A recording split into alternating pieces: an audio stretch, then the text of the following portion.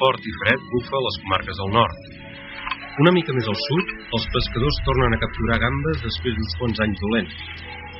Quina relació hi ha entre totes dues coses? El treball conjunt de diversos científics catalans de Barcelona i de Perpinyà ha permès establir un lligam. El fet té a veure amb les anomenades cascades submarines. El vent refreda l'aigua superficial, que es torna més densa i se'n va cap al fons. La magnitud de les cascades és gairebé inimaginable.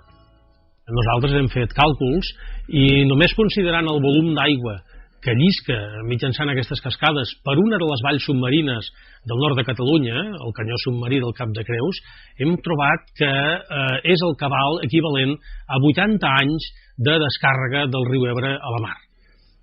Dit d'una altra manera, és igual a la meitat de la descàrrega anual de tots els rius que aboquen a la Mediterrània. Aquesta cascada arrossega la gamba, que es troba a llocs on els pescadors podrien accedir, i la porta a més de 1.500 metres de profunditat.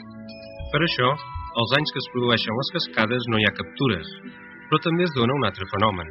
Quan es produeixen aquestes cascades caigudes d'aigua cap al fons, arrosseguen nutrients a més enllà dels 1.000 metres, que és justament on les larves de gamba hi viuen.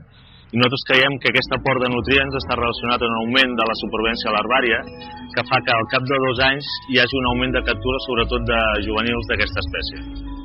La captura de gamba massa jove impedeix que moltes arribin a l'edat reproductiva.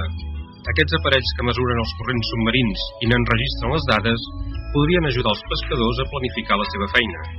Així s'evitarien sortides quan els corrents han arrossegat les gambes fora del calador.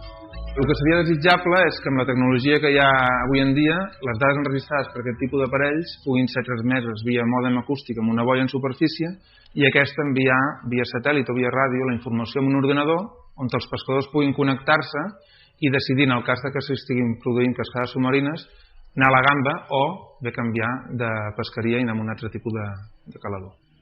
Relacionar fenòmens que aparentment no tenien res a veure ha ajudat a explicar per què alguns anys les gambes semblaven amagar-se i ajudarà a realitzar un pla de gestió per una pesca més sostenible d'aquesta espècie.